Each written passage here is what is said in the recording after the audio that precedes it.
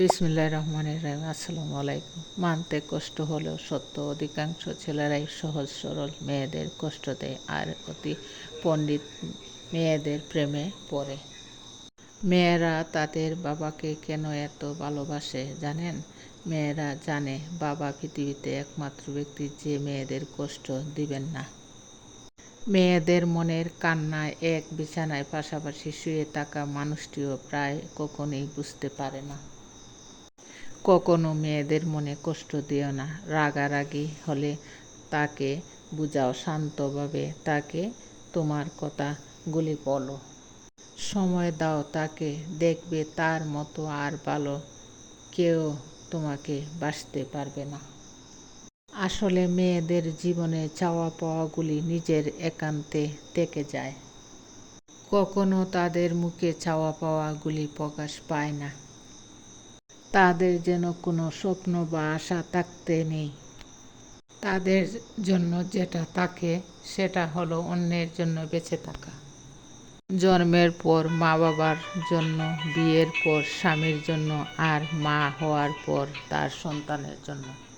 মেয়েদের জীবনটা বড়ই অদ্ভুত। মানিয়ে নিতে নিতে আর মানিয়ে চলতে চলতে জীবন শেষ। প্রথম নিঃশ্বাসটা বাপের বাড়ি থেকে শুরু হয় আর নিঃশ্বাসটা শেষ হয় স্বামীর বাড়িতে। মেয়েদের জীবনটা কি অদ্ভুত, তাই না?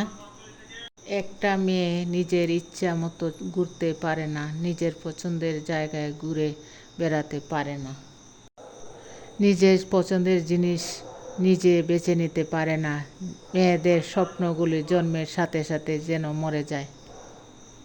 আমাদের এই পুরুষতান্ত্রিক সমাজে মেয়েদের স্বপ্নগুলিকে কোনো মূল্য দেওয়া হয়নি। মেয়েদের জীবনটা সত্যি আজব। চেনা নেই, জানা নেই, কখনো দেখা নেই, অথচ সেই মানুষটাকে আপন করে নিতে হয় বিয়ের পর। আসলেই কি মেয়েরা নিজে ইচ্ছে করে স্বামীর বাড়িতে যায়, না তাকে যেতে বাধ্য করে?